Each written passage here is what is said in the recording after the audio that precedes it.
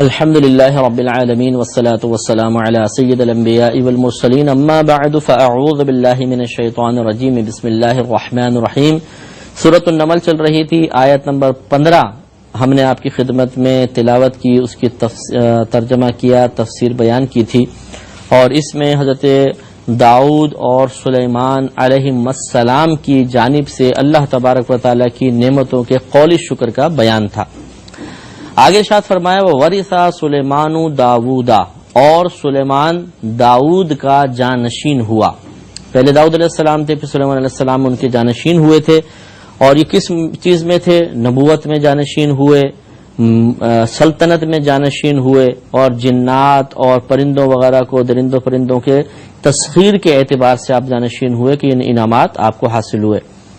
وقال، اور حضرت سلیمان علیہ السلام نے فرمایا یا ایھا الناس، اے لوگو، علمنا منطق الطیر، ہمیں پرندوں کی بولی سکھا دی گئی ہے، واوتینا من کل شیء، اور ہر چیز میں سے ہم کو حصہ حاصل ہوا ہے۔ یعنی جو ایک صاحب سلطنت نبی کے لیے ضروری چیزیں ہوتی ہیں ان میں سے ہر چیز ہمیں عطا کر دی گئی ہے۔ ان ھذا لہو فضل المبین، بے شک یہی ظاہر فضل ہے۔ دیکھیں پھر وہی بات جسے ہم نے پچھلے پروگرام میں عرض کی تھی کہ اسے پھر یہ نہیں کہا کہ یہ ہمارا ذاتی کمال ہے، یہ ہم نے ایسا کیا، بلکہ اسے پھر وہی اللہ کا واضح فضل قرار دیا کہ یہ اللہ کا واضح فضل ہے کہ اس نے مجھے پرندوں کی بولی سکھا دی، میں پرندے بولتے ہیں اس کو سمجھ لیتا ہوں، اور جتنی چیزیں ایک بادشاہ کو درکار ہوتی ہیں، حکومت کرنے والے کو درکار ہوتی ہیں، ایک نبی کو درکار ہوتی ہیں، وہ تمام اللہ نے مجھے نعمتیں عطا فرما دی۔ تو صراحتاً اس آیت سے ثابت ہوا کہ حضرت سلیمان علیہ السلام کو پرندوں کی بولیوں کا علم دیا گیا تھا، اور یہ خوبی نبی کریم صلی اللہ علیہ وسلم کو، ہمارے نبی کو بھی حاصل تھی۔ آپ بھی پرندوں کی بولیاں، جانوروں کی بولیاں سمجھ جایا کرتے تھے، آپ کو اس کا علم باقاعدہ حاصل تھا۔ اگر آپ معجزات نبی صلی اللہ علیہ وسلم کا مطالعہ آپ فرمائیں تو آپ دیکھیں گے کہ سینکڑوں اس قسم کے واقعات آپ کو مل جائیں گے۔ اونٹ نے آ کے فریاد کی، نبی کریم صلی اللہ علیہ وسلم نے اس کی فریاد کو پورا فرمایا، سنا، پورا کیا، حتیٰ کہ ہمارے نبی کریم صلی اللہ علیہ وسلم تو اعلان نبوت سے پہلے بھی بے جان چیزوں تک کی تسبیحات سن لیا کرتے تھے، جیسے کہ ان حضرات کے لیے بھی یہ فضیلت ہے کہ سرکار فرماتے ہیں کہ میں بعثت سے پہلے، مبعوث فرمائے جانے سے پہلے اس پتھر کو، ان پتھروں کو جانتا ہوں، درختوں کو جانتا ہوں جو مجھے سلام کیا کرتے تھے، وہ کہ آوازیں آپ کو آتی تھی، وہ سلام کیا کرتے تھے باقاعدہ۔ اسی طرح جو ستون تھا جس سے ٹیک لگا کر آپ خطبہ دیا کرتے تھے، اور پھر آپ کا لکڑی کا ممبر اقدس بنا تو آپ اس کی طرف بڑھے، تو بخاری کی روایت ہے کہ وہ تنا آپ کے فراق میں بالکل ایسے رونے لگا جیسے اونٹنی سے اس کا بچہ جدا کر لیا جائے تو اس کی جدائی میں روتی ہے۔ یعنی صحابہ کرام پر بھی منکشف ہو گیا، اور انہوں نے اس کی آواز کو باقاعدہ سنا، تو نبی کریم صلی اللہ علیہ وسلم نے آگے بڑھ کے اس کو سینے سے لگایا تو وہ خاموش ہو گیا۔ پھر نبی کریم صلی اللہ علیہ وسلم نے صحابہ کرام سے فرمایا کہ میں نے اس ستون سے یہ پوچھا، کہا کہ اگر تو چاہے تو تجھے اگا دیا جائے، یہاں پہ لگا دیا جائے زمین میں، تیرے پتے نکلیں گے، پھل نکلیں گے، لوگ تیرے پھل کو کھائیں گے، اور اگر تو چاہے تو تجھے جنت میں لگا دیا جائے اور وہاں محبوبان خدا تیرے پھل کھائیں گے۔ تو اس درخت نے مجھ سے کہا کہ آپ مجھے جنت میں لگا دیں۔ اب وہ تنا ہے، ابھی جڑ بھی نہیں ہے کہ سائنس کی روح سے ہم اس کو جاندار قرار دے دیں۔ ویسے تو ہماری شریعت میں درخت بے جان ہے، چاہے وہ درخت لگا ہو زمین میں، اس کی جڑیں زندہ ہوں یا نہ ہوں، ہماری شریعت اس کو بے جان قرار دیتی ہے۔ میڈیکل یہ جو سائنس ہے یہ بہرحال اس کو جاندار قرار دیتی ہے، لیکن وہ تو ایک ستون تھا کٹا ہوا، اس کی جڑ بھی نہیں تھی، اور وہ بھی کلام کر رہا ہے، اور نبی کریم صلی اللہ علیہ وسلم سن رہے ہیں۔ ہمارے نبی کا بہت ہی زیادہ آپ کو اللہ نے کمالات عطا فرمائے، اور آپ کے کمالات کسی اور نبی کو عطا کیے جانے والے کمالات سے کم ہرگز نہیں ہیں۔ وَحُشِرَ لِسُلَيْمَانَ جُنُودُهُ مِنَ الْجِنِّ وَالْإِنسِ وَالطَّيْرِ فَهُمْ يُوزَعُونَ، اور سلیمان علیہ السلام کے لیے اس کے لشکر، سلیمان علیہ السلام کے لیے اس کے لشکر جمع کر دیے گئے تھے۔ وہ کس چیز کے لشکر تھے؟ من الجنی، جنات میں سے، والانسی، اور انسانوں میں سے، والطیری، اور پرندوں میں سے۔ فہم یوزعون، تو وہ روکے جاتے تھے۔ روکے جاتے تھے مراد ان کو وہاں پہ مسخر کر کے ٹھہرایا ہوا تھا، یہ ساتھ ساتھ چلتے تھے، ان کو آزادی کی اجازت نہیں تھی کہ یہ بغیر سلیمان علیہ السلام کی اجازت کے کہیں جا سکیں۔ باقاعدہ جب دربار ہوتا تو سب کی حاضری وہاں پر لازم تھی. یہ بھی نہیں کہ 24 آور ساتھ رہتے تھے، لیکن وہ ایک مخصوص وقت ایسا ضرور تھا جب سلیمان علیہ السلام اپنا دربار قائم فرماتے تھے. اور اس کے بارے میں کہا گیا ہے، مختلف روایات ہیں. ایک روایت یہ ہے کہ ظہر سے آپ کا یہ دربار شروع ہوتا تھا اور عصر کے وقت تک رہتا تھا. اس میں ہر پرندے کی، ہر درندے کی حاضری لازم ہوا کرتی تھی. تو یہ سب وہاں پر جمع تھے اور وہ روکے جاتے تھے ان دربار میں، یعنی ان کو دربار میں حاضر ہونا ضروری تھا. حتی اذا اتوا علی واد النمل، یہاں تک کہ جب یہ سلیمان علیہ السلام اور آپ کے لشکری جو تھے یہ چیونٹیوں کی وادی پر آئے. تو سلیمان علیہ السلام جب چلتے تھے، تشریف لے جاتے تھے، تو آپ کے پیچھے جنات، بہت سارے انسان، چرندے پرندے درندے، پورا لشکر چلتا تھا. تو ایک مرتبہ آپ ایک وادی سے گزرے جہاں پہ چیونٹیوں کے بل تھے. تو اب جب وہاں سے گزرنے لگے، قالت نملۃ، تو کہا ایک چیونٹی نے، یا ایھا النمل، اے چیونٹیو، ادخلوا مساکنکم، تم اپنے گھروں میں، بلوں میں داخل ہو جاؤ. لا یحطمنکم سلیمان وجنودہ، کہ کہیں تمہیں سلیمان اور ان کے لشکری کچل نہ دیں. وہم لا یشعرون، اس حال میں کہ انہیں شعور نہ ہو، یعنی بے خبری میں ایسا نہ ہو، عدم توجہی کی بنا پر سلیمان علیہ السلام اور ان کے جو لشکری ہیں وہ تمہیں کچل نہ دیں، فوراً جلدی جلدی اپنے بلوں میں داخل ہو جاؤ. معلوم یہ ہوا کہ ان چھوٹے چھوٹے جانوروں کو بھی شعور حاصل تھا. سلیمان علیہ السلام اور آپ کے درباری جان بوجھ کر ہمیں کبھی ہلاک نہیں کر سکتے، کیونکہ یہ ظلم ہے. تو اسی لیے وہ جو ان کا جو نملہ جس چونٹی نے کہا، وہ بڑی ذہین چونٹی تھی، اس نے سب کو کہا کہ بھئی دیکھو ایسا نہ ہو، بہت بڑا لشکر ہے، ہم بہت چھوٹی چھوٹی سی مخلوق ہیں، توجہ نہیں رہتی، کبھی پاؤں بھی پڑ جاتا ہے، مر جائیں گے، اس لیے فوراً اپنے بلوں میں داخل ہو جاؤ. فتبسم ضاحکا من قولها، تو حضرت سلیمان علیہ السلام نے اس چونٹی کی بات کو سن کر تبسم فرمایا، آپ مسکرا دیے. وقال، اور آپ نے ارشاد فرمایا، ربی، اے میرے رب، اوزعنی، مجھے توفیق عطا فرما، ان اشکر نعمتک التی انعمت علی، کہ میں شکر ادا کروں تیری اس نعمت کا وہ جو تو نے مجھے انعام فرمائی، وعلی والدی، اور ان انعامات پر بھی جو تو نے میرے والدین کو عطا فرمائے، وان اعمل صالحا، اور اس بات کی تو صلاحیت، یہ نعمت مجھے عطا فرما کہ میں عمل کروں نیک، ترضاہ، ایسے نیک عمل جو تجھے راضی کر لیں، یا جو تجھے پسند آئے، میں ایسے نیک عمل کر لوں.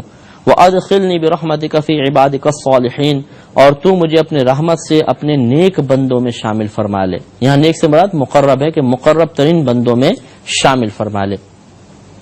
ان تھوڑی سی آیات میں بہت کچھ اللہ تبارک و تعالی نے بیان فرمایا ہے. ایک بات تو یہ کہ جانور بھی یہ شعور رکھتے ہیں کہ کون اللہ کا نبی ہے. نبی کا شعور ہر جانور کو ہوتا ہے. نبی کریم صلی اللہ علیہ وسلم ارشاد فرماتے ہیں کہ انسانوں اور جنوں کے علاوہ کائنات کا ذرہ ذرہ یہ پہچانتا ہے کہ میں اللہ کا نبی ہوں.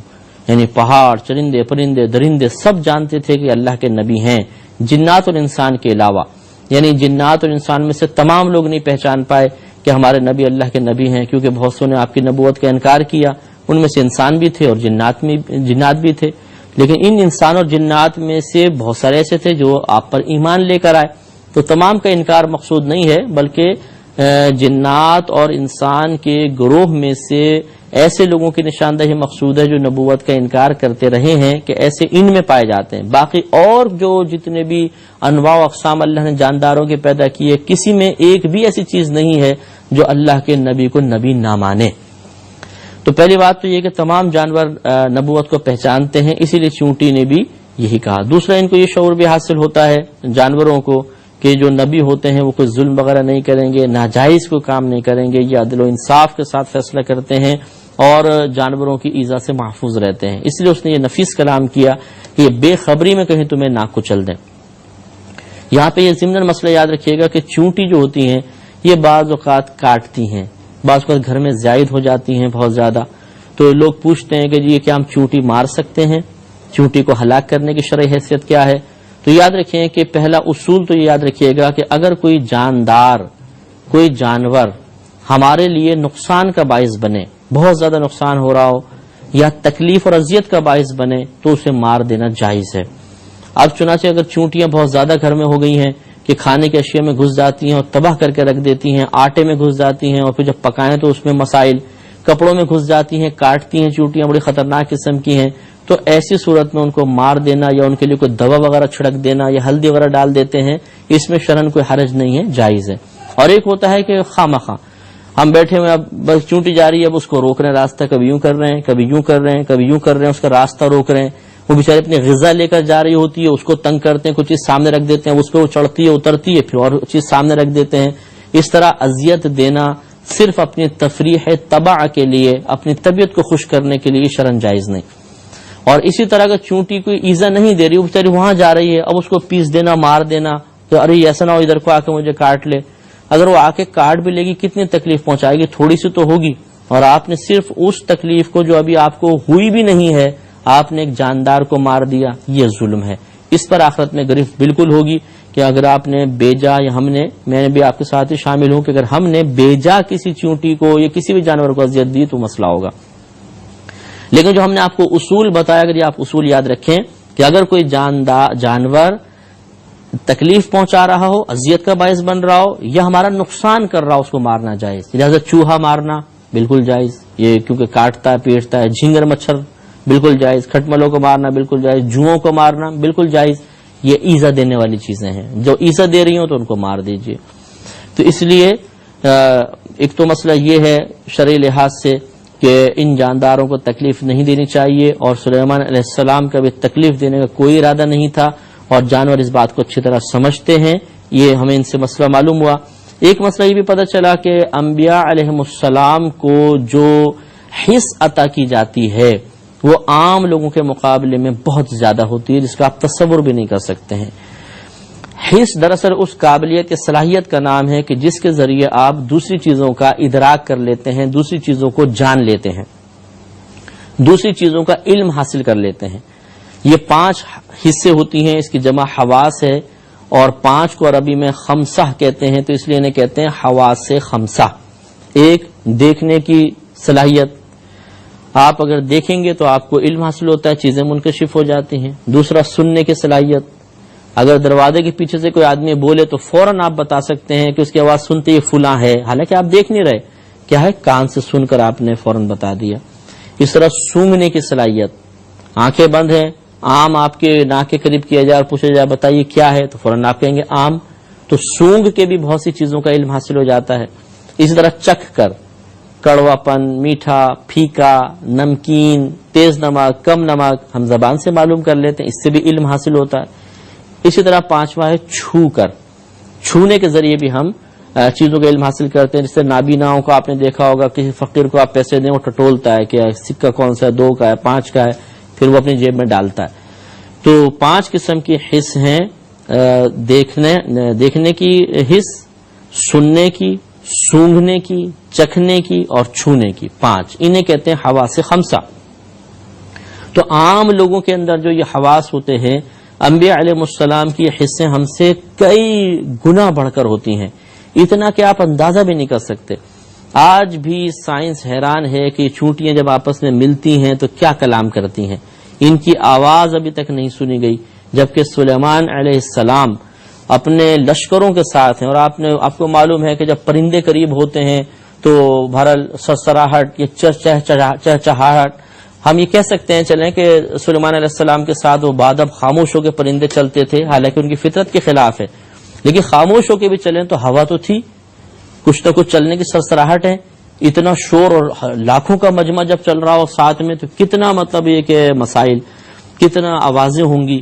اس کے باوجود بہت دور، جیسے کہ مفسرین نے فرمایا کہ وہ چونٹی 3 میل کے فاصلے پر تھی، سلیمان علیہ السلام ابھی 3 میل دور تھے، اور آپ نے اپنی سماعت کے ذریعے اس چونٹی کے کلام کو سن لیا اور سننے کے بعد تبسم فرمایا۔ بڑی بات ہے، کتنی زبردست حس عطا کی گئی ہے۔ تو جو نبی سلیمان علیہ السلام 3 میل کے فاصلے سے ایک چونٹی کی آواز سن سکتے ہیں، ان نبی کے بارے میں یہ گمان کرنا کہ باعطائے الہی یہ کسی انسان کی آواز سینکڑوں میل کے فاصلے سے سن سکتے ہیں، اس میں کوئی تعجب کی بات نہیں ہے۔ اسی سے یہ مسئلہ آپ ذہن میں رکھ لیجئے.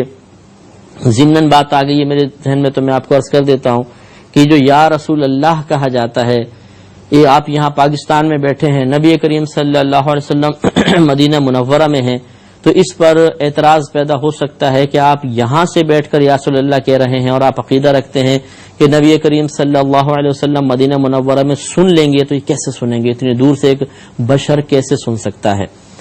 تو یہ اعتراض یا سوال اس وقت پیدا ہوگا دو چیزوں کی وجہ سے. ایک، اللہ تعالیٰ کی عظمت کی طرف توجہ جب نہیں رہے گی. دوسرا، جب آپ نبی کو اپنے اوپر قیاس کریں گے، نبی کی حس کو اپنی جیسی حس سمجھیں گے، تب ایسا ہوگا. حالانکہ قرآن سے ثابت ہے کہ نبی کی حس عام آدمی کی حس سے 1000 گنا بڑھ کر ہوتی ہے.